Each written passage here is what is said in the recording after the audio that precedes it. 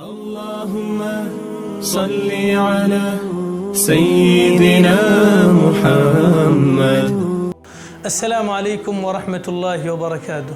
آپ دیکھ رہے ہیں رحمت عالم صلی اللہ علیہ وسلم کی قسط نمبر 124۔ ناظرین، اسلام جوں پھیلنے لگا اور اس کی تعلیمات پورے ملک میں عام ہونے لگی اور لوگ اسلام میں جوق در جوق داخل ہونے لگے، تو دنیا میں جو قومیں رائج تھی اور وہ دنیا پر راج کر رہی تھی، ان کی کبریائی اور ان کے غرور کو کیسے گوارا ہو سکتا تھا کہ وہ اسلام اور مسلمانوں کو زندہ رہنے کا حق دے۔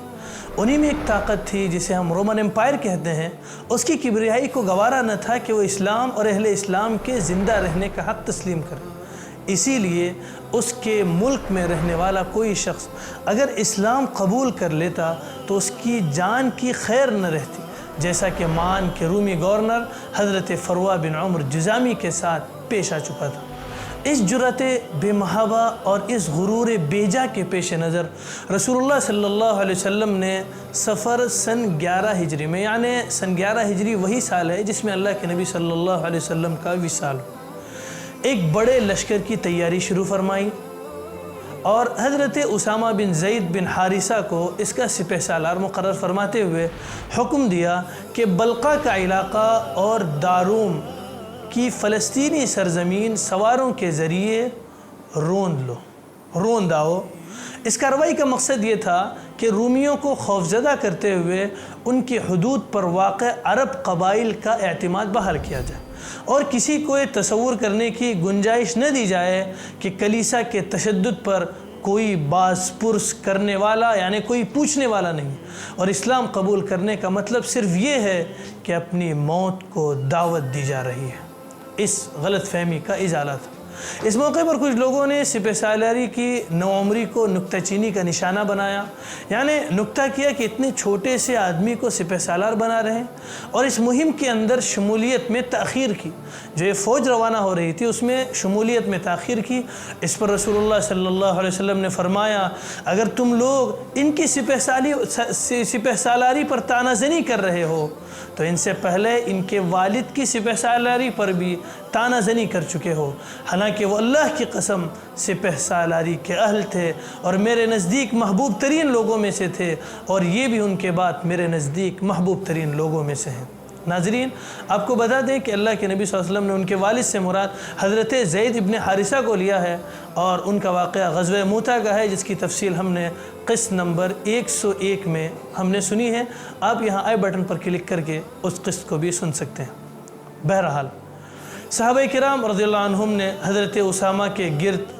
جمع ہو کر ان کے لشکر میں شامل ہو گئے، اور لشکر روانہ ہو کر مدینے سے 3 میل دور مقام جرف میں خیمہ زن بھی ہو گئے،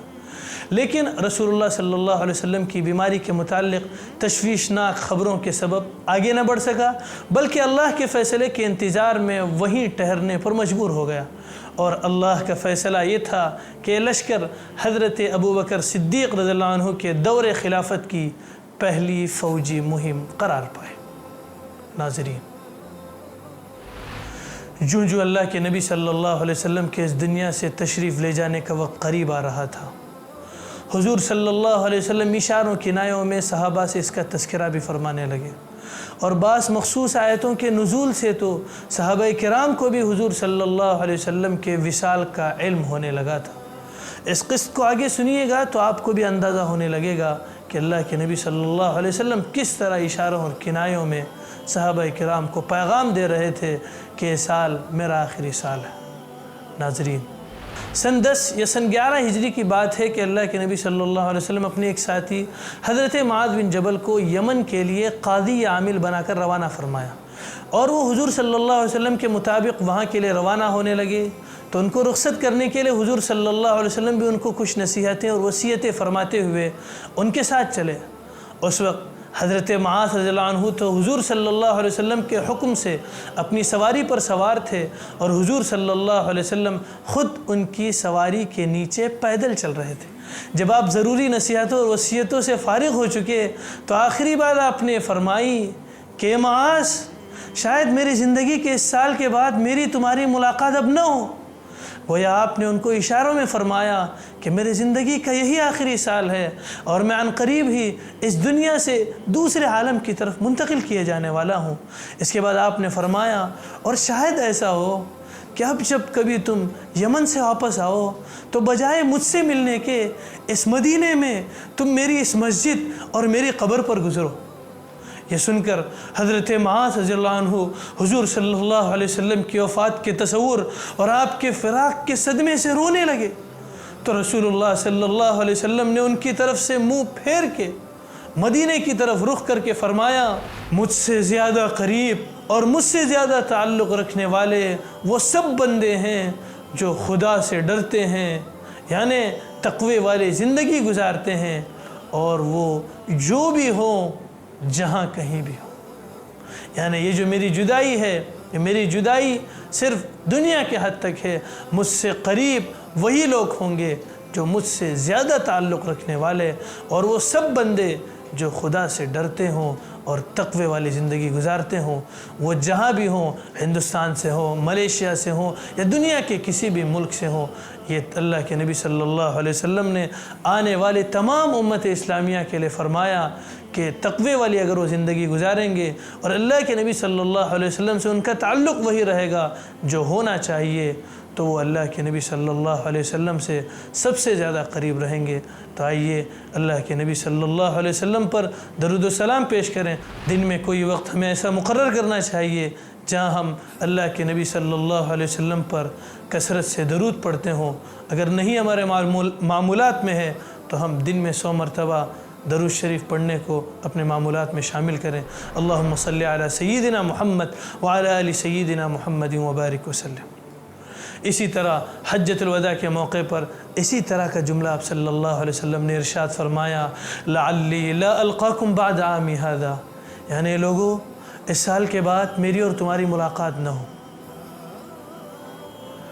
ناظرین، پاک روح کو دنیا میں اسی وقت تک رہنے کی ضرورت تھی کہ تکمیل شریعت اور تزکیہ نفوس کا عظیم الشان کام درجہ کمال تک پہنچ جائے۔ حجۃ الوداع میں یہ اہم فرض ادا ہو چکا۔ مجمع عام میں آیت الیوم اکملت لکم دینکم واتممت علیکم نعمتی ورضیت لکم الاسلام دینا، یہ آیت نازل ہوئی تو حضرت عمر رضی اللہ عنہ رونے لگے۔ نبی صلی اللہ علیہ وسلم نے دریافت کیا، کیوں روتے ہو؟ کہا کہ ہم لوگ اپنے دین کے تعلق سے زیادتی میں تھے، لیکن اب جب کہ وہ مکمل ہو گیا ہے تو جو چیز مکمل ہو جاتی ہے گھٹنے لگتی ہے۔ آپ صلی اللہ علیہ وسلم نے فرمایا کہ تم نے سچ کہا۔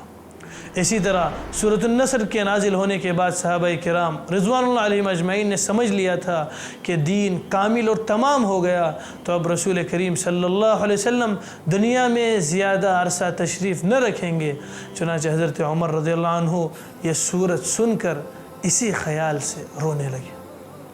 ناظرین، تمام غزوات میں صرف غزوہ احد ہی ایک ایسا غزوہ ہے جس میں مسلمانوں نے سب سے زیادہ بے کسی کے ساتھ جان دی، اس لیے ان کی یاد آپ صلی اللہ علیہ وسلم کے دل میں اس وقت بھی موجود تھی۔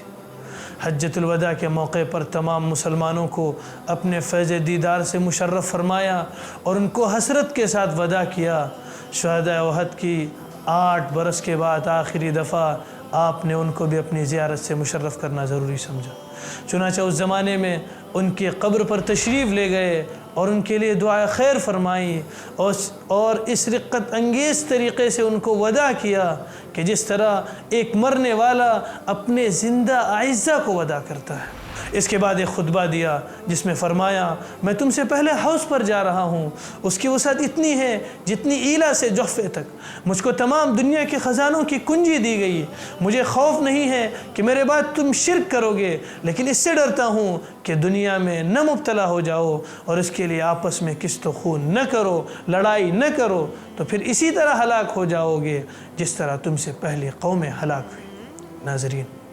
تو یہ تھے اللہ کے نبی صلی اللہ علیہ وسلم کے وہ اشارے اور کنائے اور آیتوں کا نزول جس سے اندازہ ہو رہا تھا کہ اللہ کے نبی صلی اللہ علیہ وسلم اب اس دنیا سے تشریف لے جانے والے ہیں۔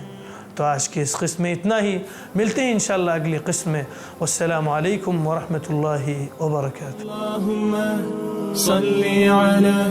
سيدنا محمد وعلى آل سيدنا شفيعنا